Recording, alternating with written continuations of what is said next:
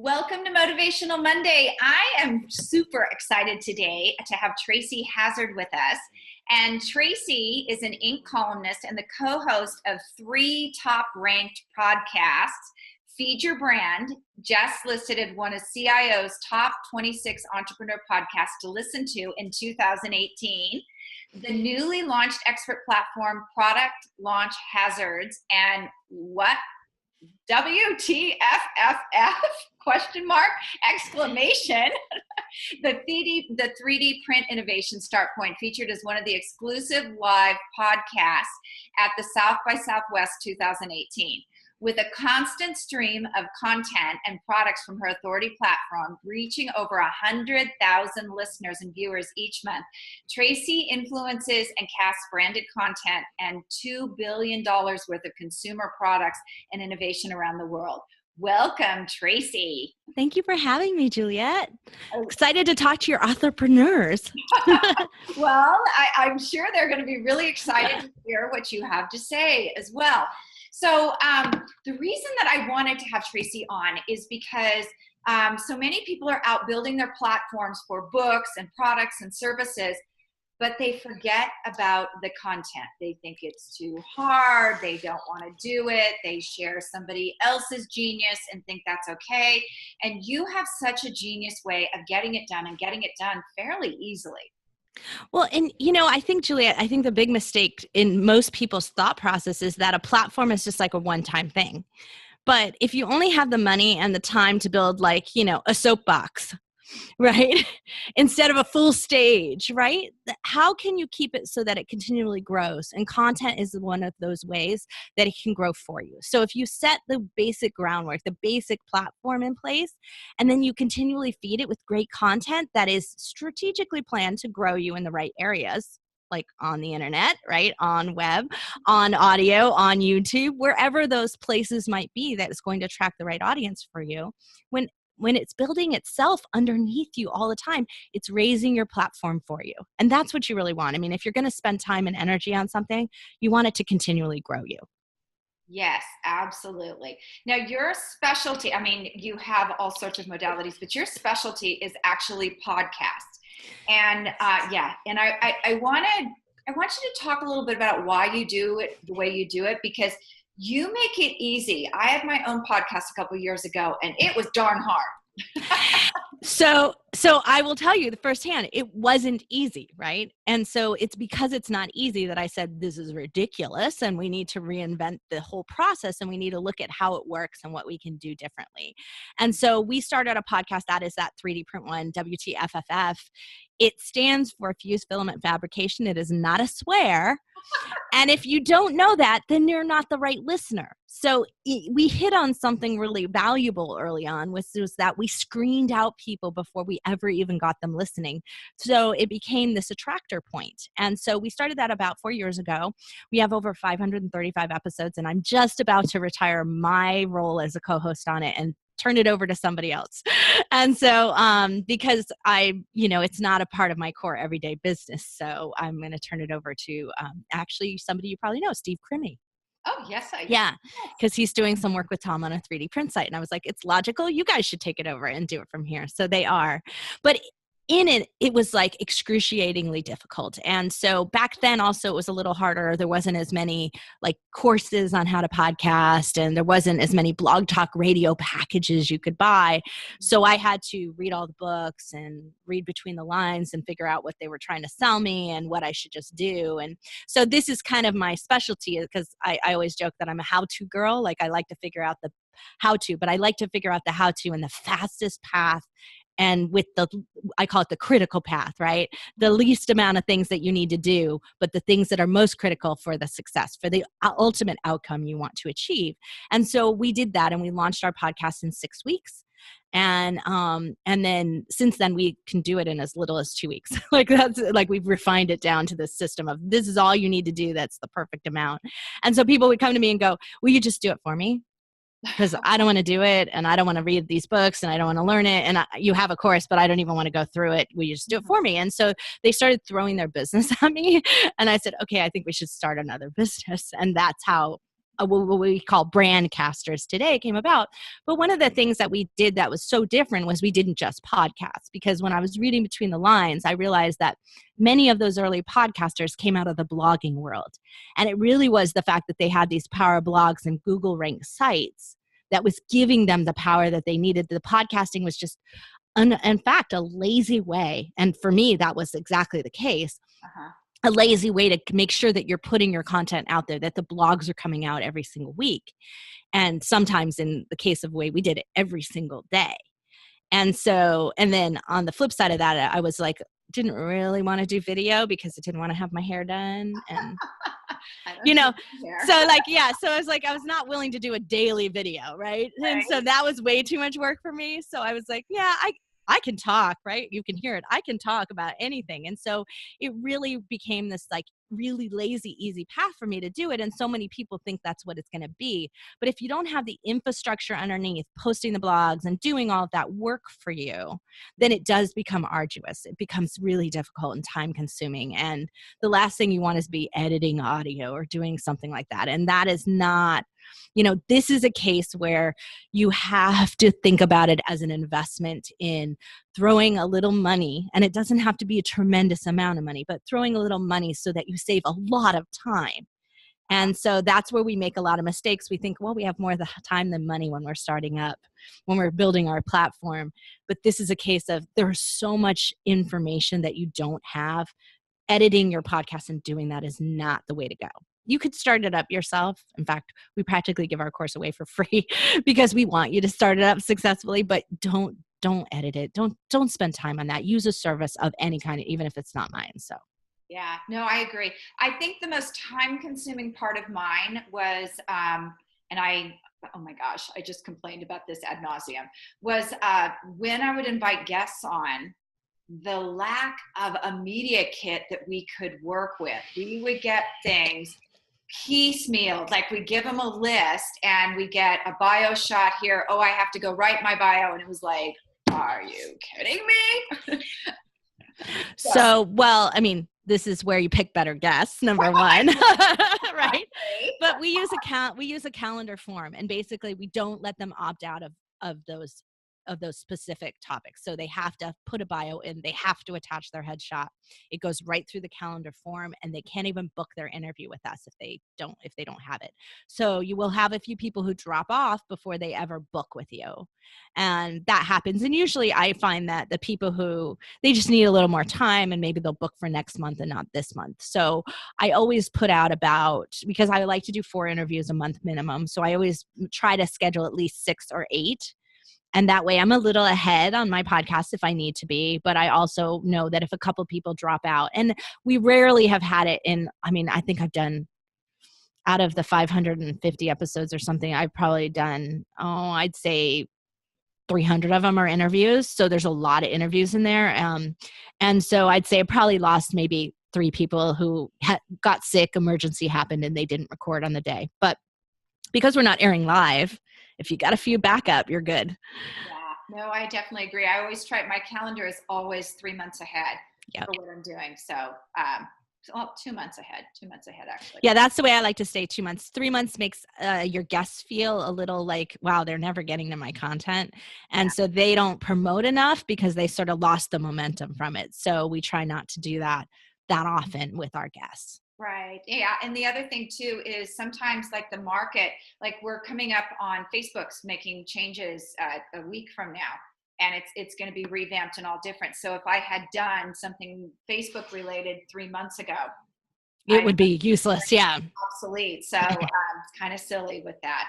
So tell us a little bit about how you got into what you were doing, how you did this. And you work with your husband too. How does that all work out? Because I know there are a lot of people out there that are like, oh my God, I could never work with my husband. Oh, I get that all the time, right? But Tom and I met in college. We met at our very first day of Rhode Island School of Design. So we met at design school. Yep. He insulted me, called me a Valley girl. And because I was from California, and he was snobby New England boy. And yeah, I mean, we've enjoyed working together over the years. And so it's been very logical, but it's because our skill sets are, I would say we're the perfect partners for each other, right? Our minds kind of intersect at the right places, but really are different at where all the good places that we need it. So our jobs are very diverse and very separated. And that, I think that helps a lot. But it's, it's not for everyone. I can tell you that. I mean, and on top of it, my daughter is my COO, my 23-year-old daughter. So a lot of my clients know her, and they get to know her more than they get to know me some days. And so, yeah, so we truly have a family business here, and there's always tension. Yeah. It's not easy. I have to tell you back when I was married, we actually were in the same office, my husband and I, and in our home. And I came in one day and I was like, I'm done. We're building an addition on the house so I can have my own office. Like, I can't share this with you anymore. Well, for us, it's really not a matter of like, I can't be in the office with you anymore. It's a matter of we're all on a call or an interview or doing a webinar all at the same time, because it's constant here. Like, I pretty much talk all day long. And so it's so constant that we're like, yeah, we all need separate office just so we can run, because Tom just had to leave the office so he could go have a call. So he went downstairs to the other location. And it's not pretty down there yet. And, I need a nice backdrop like yours. So I'm going to get him one of those for when we're down there. So at least it, hides, a few of our book. We have these great book cabinets, but other than that, it's like, what are those books in there? Like, they're the oddest mix of books. And, but it's just too much. Yeah. It's just too much of the content generation for us has taken over the way that we operate our business because it works. It's working. It's allowing us to network. It's allowing us to produce the technical stuff we need to grow. And it's drawing so many client referrals and client requests in that we're on sales calls as well. So it's working all around for us. And that's the fabulous part about it. So now I get to do what I really can do, is to talk all day. And you do it well. Thank you. How did you get started in this? Yeah, so we built this podcast, this very early 3D print podcast, and it was really hard. And then there was all this, we were like, we have to put this information on our website, and it was taking so much time and energy that I just built a team for it. And before I knew it, there were other people going, can you do this for me as well? And I was like, well, we've got this team and they're underutilized. Why not?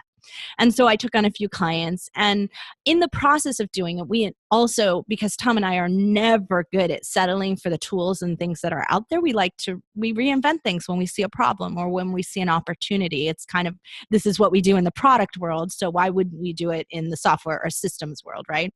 And so as we were doing this, it got to be, we were about 6 months into our podcast.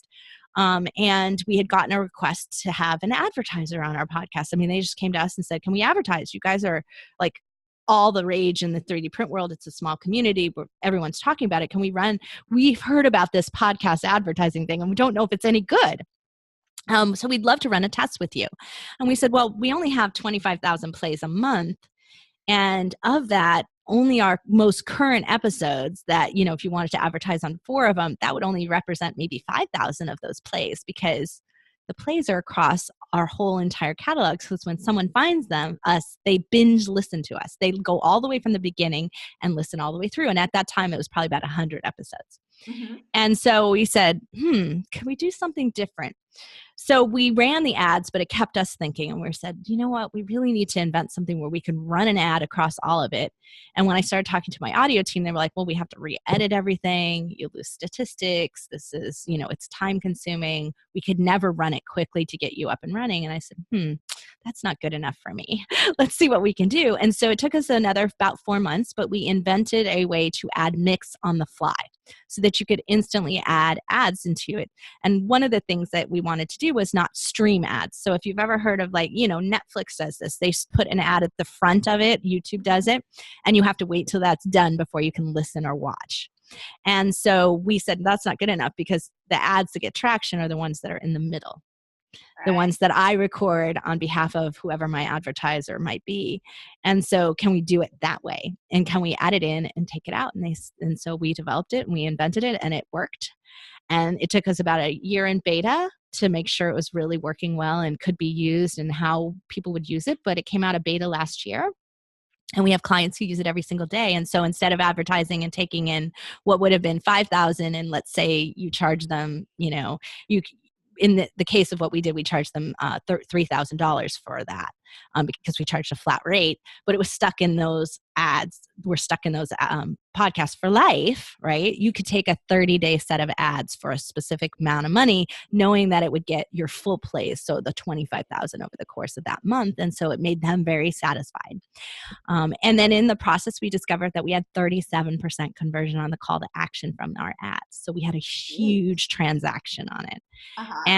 And because of that, they came back and advertised again and again, and it's worked out really well for us. We actually don't really take ads for anyone who doesn't either seek us out, or we feel like they have a really great program and we want everyone to know about it. And so then we will do a co-partnership. So we advertise as much for alliances, if you want to call them that, or partners or affiliates, in sort of using a very web digital marketer term, but we only advertise mostly for those because we know there's such a good return on investment. Why not make more than just the ad dollars? And so that's how we do it for all of our podcasts, but many of our clients just do straight ads.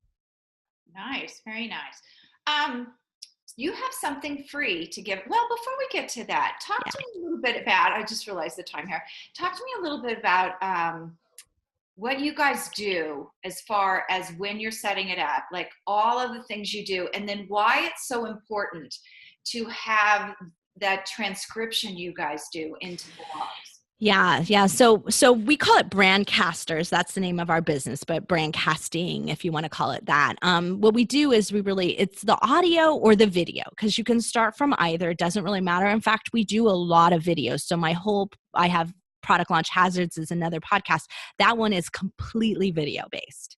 And so we do a Zoom just like we're doing right now. And we start from that as the format, spin it off into a podcast, then put it into a blog post on a website that is properly configured, a WordPress website. I cannot stress that enough. Right. That we have tested out Squarespace and Wix, and there's a bunch of like ClickFunnels style websites that are out there that really make it very easy for you to manage your website. And I get that, but it does not have the same Google power. And so if you want to be found in search, and that is the key here, found in Google search, which is one of the most powerful search engines on earth.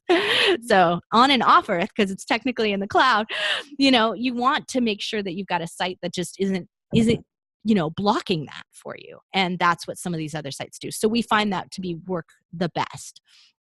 But you need to put those blog posts consistently and constantly to get Google's attention. And they also need to be long. And so the more you do of that, the harder it is. That's more work for you. But if you can do this in a really easy process where you're repurposing what you're doing. So if you're taking this webinar, for instance, you're going to take this webinar, you're going to turn it into the podcast and edit the audio properly for a podcast, because people aren't seeing, they're listening. So you have to be a little careful with your editing. And then we go from there to a 3-level transcript. That's what I call it. Human transcript. You cannot just have a machine do it. It's terrible. It makes you look bad. Like, just don't do that. You can start from there, but you'll spend hours and hours editing it. It's basically worth the effort, because I think when you use the transcription services that are out there, it's like twice as much money to do the human version. But I'm telling you, it's 10 times the labor to proof the robot version. So do the human version first. And then from that, we go through it, we edit it, and we make it. Then we edit it for like all the weird things that happen, like the ums and the ahs that gets tracked by the transcriptionist, and the weird things when you repeat your words, because it happens when you're talking visually.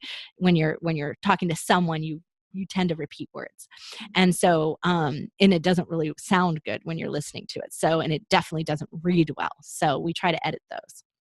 And so you do that. And then what we do is we format it to look good, right? You want it to look good. I don't want to say, Juliet says, Tracy says, Juliet asks, right? You don't want it to read like that, because Google's not going to like it, number one, but people don't want to read that. So we'll put because Juliet's the host. She has the authority. She's the command. Hers will be in boldface and mine will be in lightface as the answer. And so that's how we format it so it reads really well. And of course, make it look like a pretty blog post, insert images and all the good fun stuff like that. Click to tweets, tweetables, all the things to break up, because at the end of the day, when we've recorded this, it's probably about 6,000 to 10,000 words. Mm-hmm. So you do somewhere between 30 and 50 minutes, right? And so when you do that, it's a lot of words. And so you can't have that all be text. Someone's going to look at it and go, I'm never going to read that. That's way too long. And you can think that is totally valid thought, but I can tell you Google reads it. And so whenever we're talking about platform or authors or podcasting, and all of these things are being searched and categorized and tagged by Google, so that when someone says, I'm looking for this, I'm looking for podcasts for authors, they're going to search and they're going to start finding that through your information that's sitting out there. And we have most of our podcasters or videocasters have, I would say, 60 to 70% of, and sometimes even 80. A couple of mine have much more from Google than they do from YouTube or from the podcast itself, because they're newer. But 60 to 70% on average of their listeners, of their viewers, of their readers, of everything comes through Google and not through iTunes, not through and that's where people fall off, because you cannot just stop at the podcast. It's not enough traffic. There's not enough listeners there yet. It's growing, and it's growing every single day, and we get a lot from there, but you're going to get more from the search. Cool. Very cool. So you do a lot of other things when people buy a package too. Don't you create the artwork and all of that kind of stuff? Yeah, so we're going to talk a little branding here, because it is one of my favorite subjects. And one of the things is like, look, it's really important to brand you, right? To get you out there, have your face on everything, have all of that happen. But sometimes it just doesn't work really well in pushing out content, because if I did it where every single time I put a piece of content that I was putting out, whether it was in a podcast or a blog or a video, and it was always just my face with the title, right? Then every time you saw it, people don't read. They do not read when you're scrolling through your feed at 100 miles an hour. You're going to go, oh, I saw that. Oh, I read that. I listened to that. It's a repeat. They think you're reposting. And so we're really careful to put a different trigger image that has something to do with what the content is. And it has a little bit of your brand in the corner. So it's still branded you, so that they still know what your podcast is called or what your show is called on video, your YouTube channel. We want to make sure that they can still find you. But the image itself is a trigger for the content, so that they will look at the title and go, I didn't read this. I didn't see this already. I didn't listen here. And they will stop.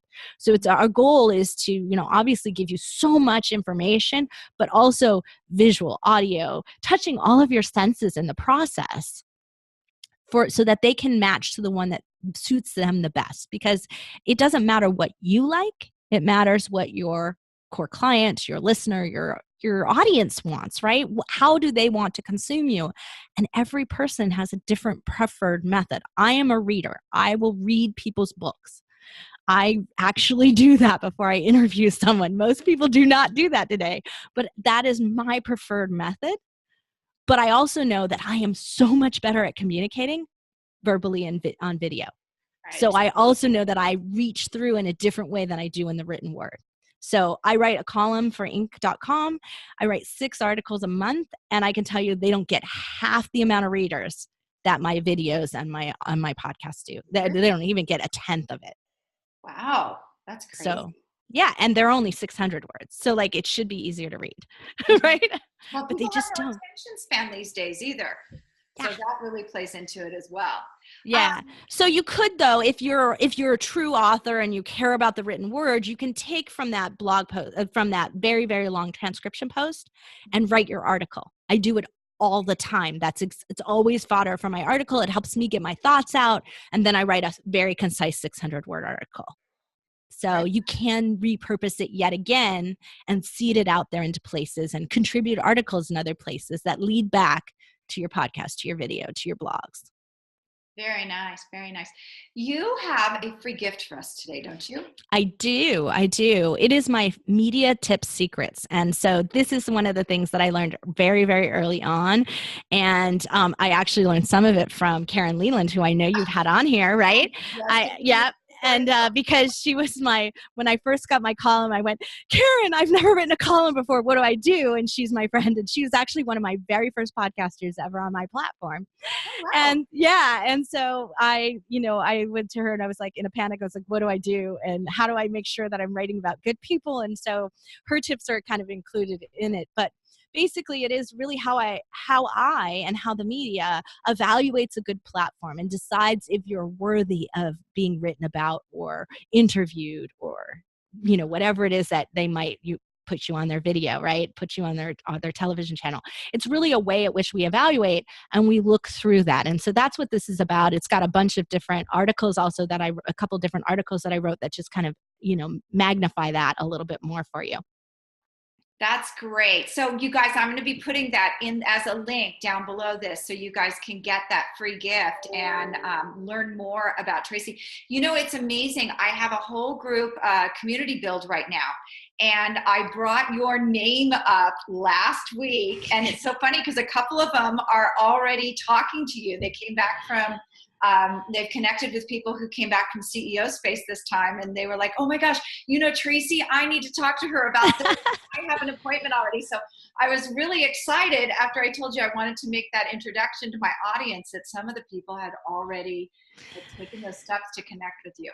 Yeah, no, this is the thing is that what we've built in here is an infrastructure and a system. It is not a program. It does not do the great things that you do, Juliet. You still need a strategy. You have to understand where your business is going and you need to have a goal. Once you know what that is, we can put the infrastructure in place underneath you to support that and then keep shifting it. So my other podcast, which you see the logo here, Feed Your Brand, I go places all the time and they're like, I listen to your podcast. I was like, are you a podcaster? And they say, no. And I'm like, oh, I thought I was doing this podcast for podcasters and really for my clients. It was like a way to push it out for my clients.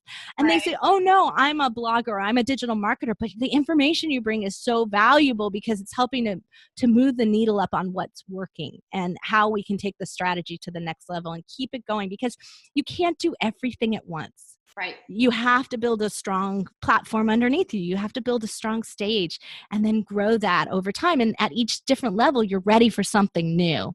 Right. And so that's what we try to bring is we try to keep on top of making sure we're coaching and counseling and referring out to great people who can take them to the next level because I can only do so much with the infrastructure for you, right?